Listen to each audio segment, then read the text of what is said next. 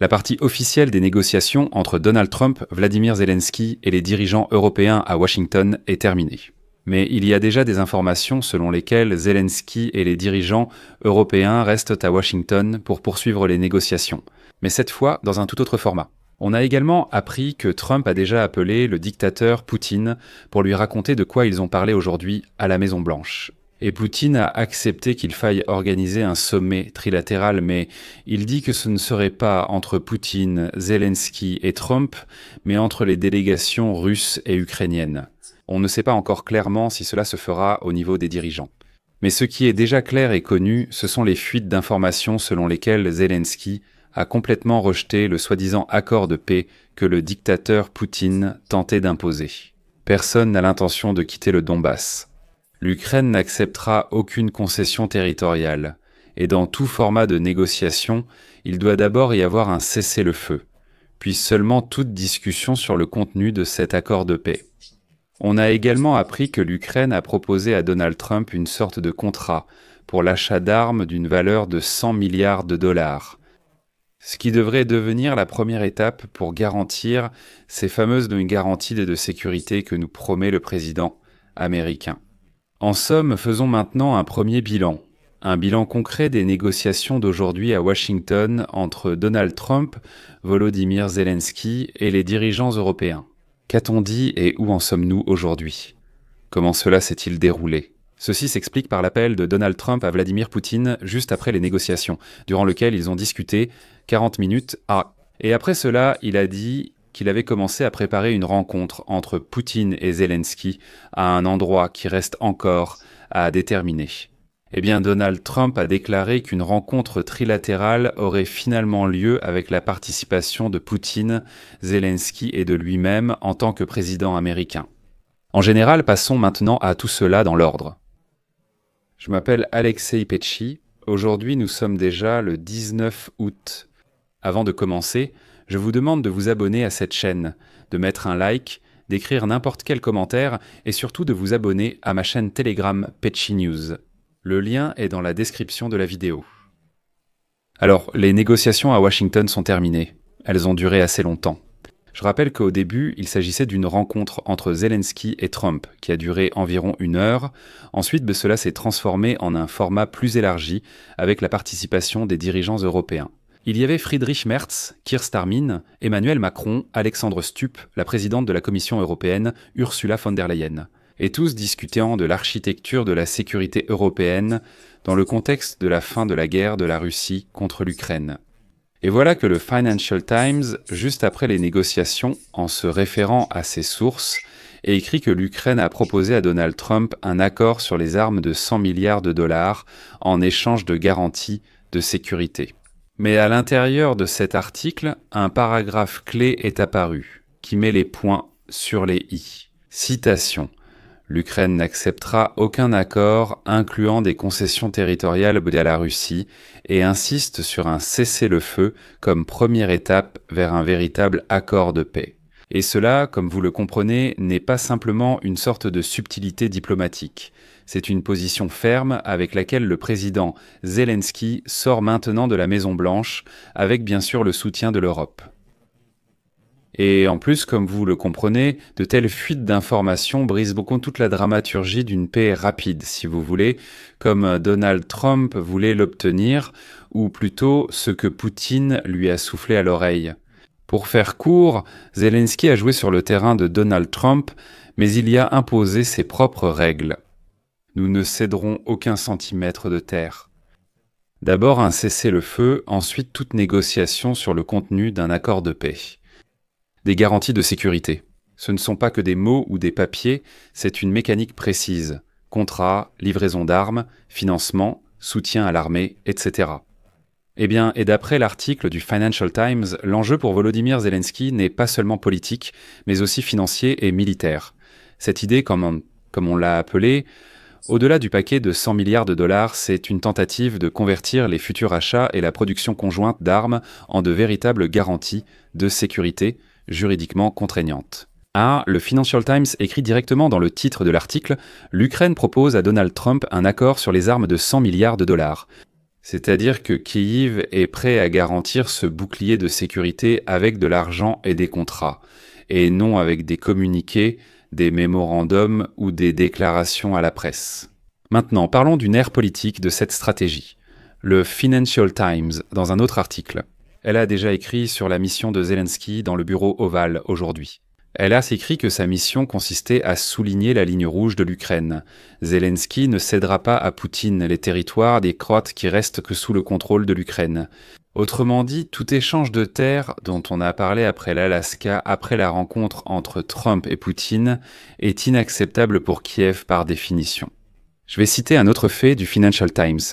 Au sommet d'Anchorage, Poutine a exigé le contrôle total sur la partie restante du Donbass, des régions de Donetsk et de Luhansk, en échange d'un soi-disant gel de la ligne de front. Pour l'Ukraine, c'est un énorme désavantage en matière de défense et malheureusement, on peut dire que cela renforce l'argument selon lequel la future guerre reprendra. C'est pourquoi on parle d'abord d'un cessez-le-feu, puis d'un cadre plus large pour un accord de paix. Que trouve-t-on de l'autre côté de la table? D'un côté l'Ukraine, de l'autre Donald Trump. Et donc, selon le Financial Times, la partie américaine joue la carte des garanties de sécurité pour l'Ukraine en dehors de l'OTAN. Comme l'a déclaré Trump, les États-Unis seront impliqués dans le renforcement de la défense post-guerre de Kiev. Trump, vous savez, propose l'idée d'une rencontre à trois avec Poutine et Zelensky. Tout cela ressemble à un pont entre une paix rapide et une sécurité durable. Mais un pont sans piliers, comme vous le comprenez, ce n'est qu'une décoration. C'est pourquoi Kiev insiste sur la question du cessez-le-feu, que cela doit être la première étape. Sans cessez-le-feu, que peut-il y avoir d'autre?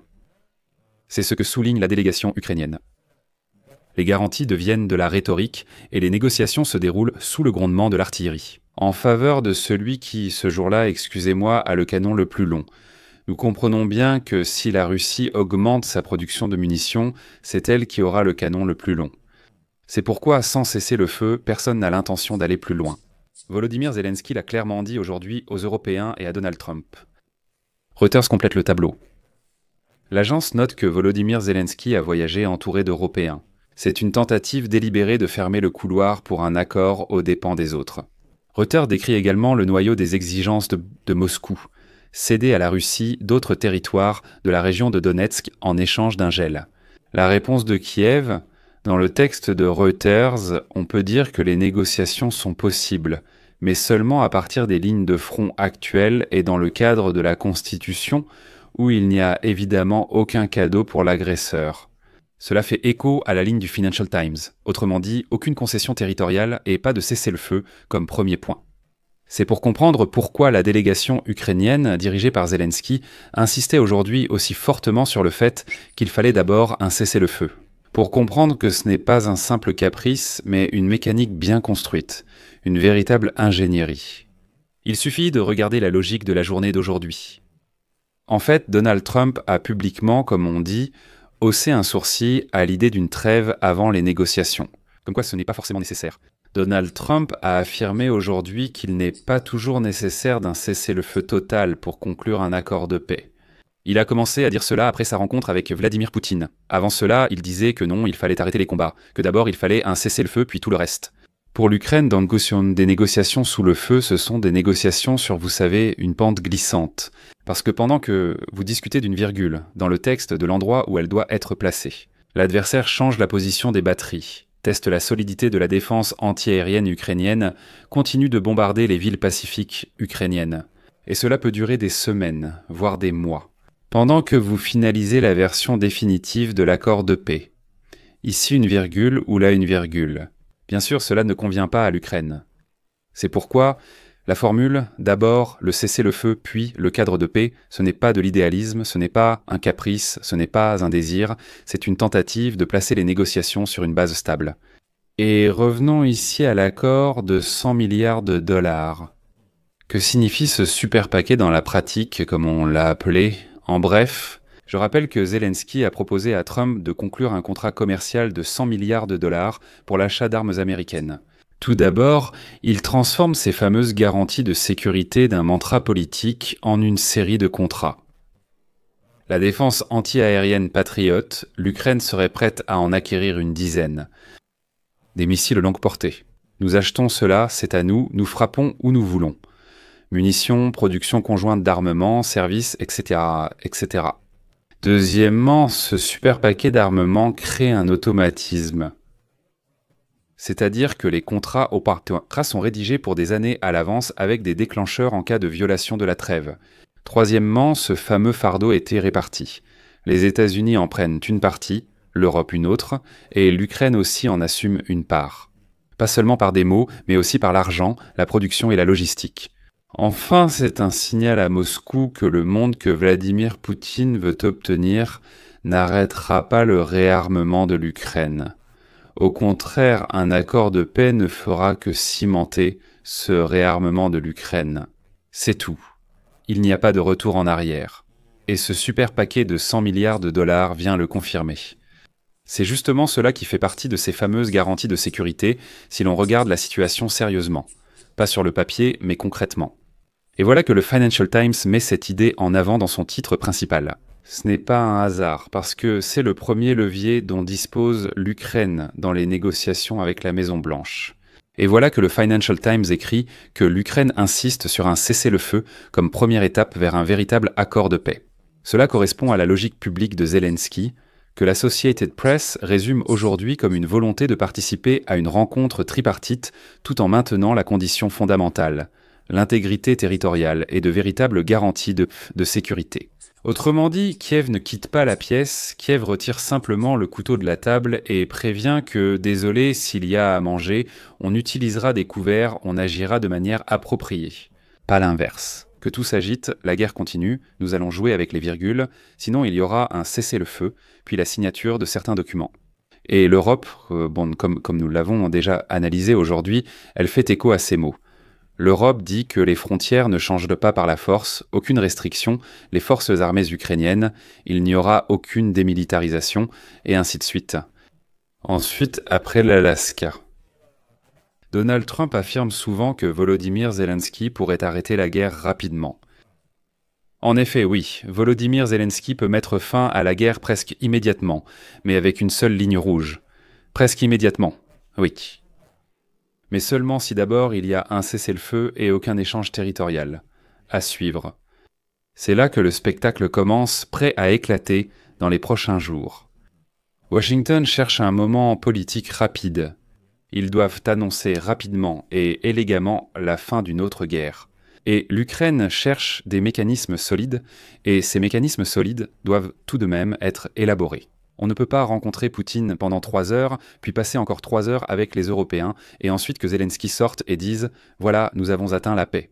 Non, c'est un processus très complexe, et il faut tout élaborer de manière très précise, très rigoureuse. C'est pourquoi 100 milliards de dollars, ce n'est pas une question d'argent, c'est une question de rapidité. Un contrat n'est pas un communiqué de presse, c'est de la production, des livraisons et des dates précises. Et dans ce cas, les États-Unis ne nous promettent pas de protection.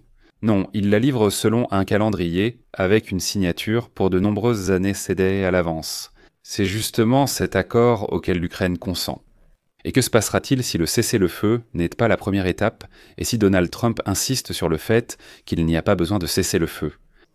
Il faut simplement s'asseoir et signer quelque chose. Mais alors, n'importe quel document deviendra une pause pour réparer la machine militaire russe. Et les garanties de sécurité se transforment en un ensemble de mots généraux, de phrases générales, qui vont simplement se noyer, excusez-moi, dans les rapports matinaux des bombardements russes. C'est pourquoi le Financial Times souligne que l'Ukraine refusera tout accord impliquant des concessions territoriales. Non seulement par fierté, mais aussi parce que cela détruit la géométrie de la défense et légitime la force comme méthode. Sur ce point, les positions de l'Union européenne et de l'Ukraine coïncident. Aucun accord au détriment des territoires. Et enfin, parlons du prix politique. Si la Maison-Blanche tente d'imposer un accord sans cesser le feu et avec des échanges entre guillemets de territoires, elle se heurtera au refus de l'Ukraine et à la résistance de l'Europe, ce qui s'est produit aujourd'hui. Reuters décrit déjà ce qu'on appelle le cordon européen autour des négociations.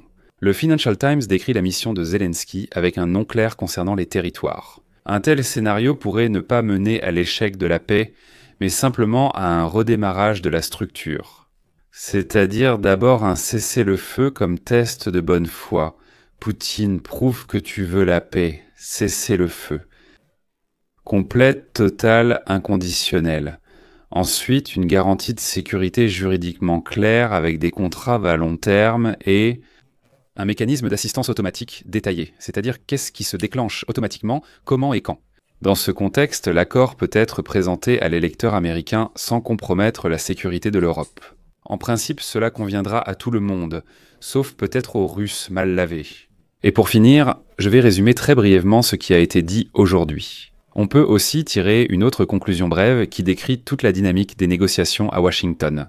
L'Ukraine refuse tout accord avec concession territoriale et exige un cessez-le-feu, comme à la première étape des États-Unis. Ils s'engagent à renforcer la sécurité de l'Ukraine après la guerre. Et entre ces lignes, il y aura un véritable marchandage, si vous voulez, sur les positions, si le cessez-le-feu devient la première étape. Et l'implication des États-Unis, plus il y a de frontières sur contraires, gardez cela à l'esprit, Amélie.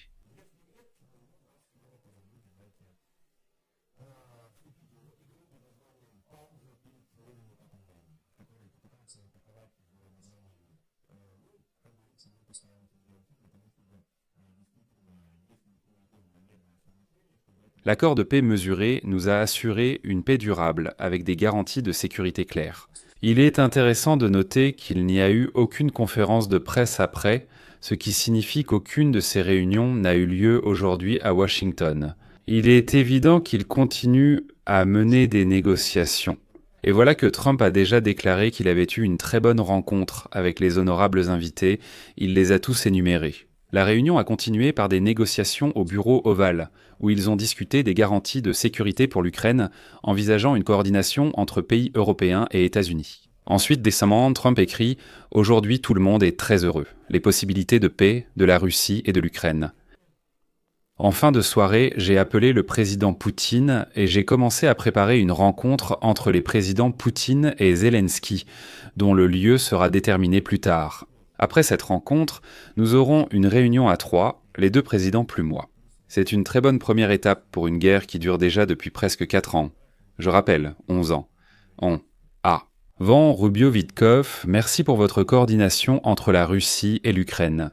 Eh bien, donc Trump, il est évident que, comme il le voulait, a d'abord organisé une rencontre avec Poutine, maintenant avec Zelensky, et maintenant il rêve d'organiser une rencontre tripartite. Mais je doute fortement que Poutine accepte une rencontre bilatérale avec Zelensky, j'en doute vraiment beaucoup. Et du côté de Poutine, c'est quand ils ont déjà répondu que oui, ils n'ont pas confirmé la conversation avec Trump, mais ils ont dit qu'ils étaient d'accord pour une rencontre entre les délégations ukrainiennes et russes. Les délégations, c'est-à-dire pas Poutine et Zelensky. Voici ce qu'écrivent les journalistes d'Axios à ce sujet. Ils espèrent organiser une rencontre en tête-à-tête entre Poutine et Zelensky d'ici la fin août. Dans quelle mesure cela sera possible, ce n'est pas encore clair, étant donné que les positions des deux parties sont en réalité diamétralement opposées. Je vais m'arrêter ici. Les amis, donnez votre avis et vos conclusions dans les commentaires sous cette vidéo, abonnez-vous à la chaîne, activez la cloche et n'oubliez pas de mettre un like. C'est tout pour aujourd'hui, prenez soin de vous, à bientôt.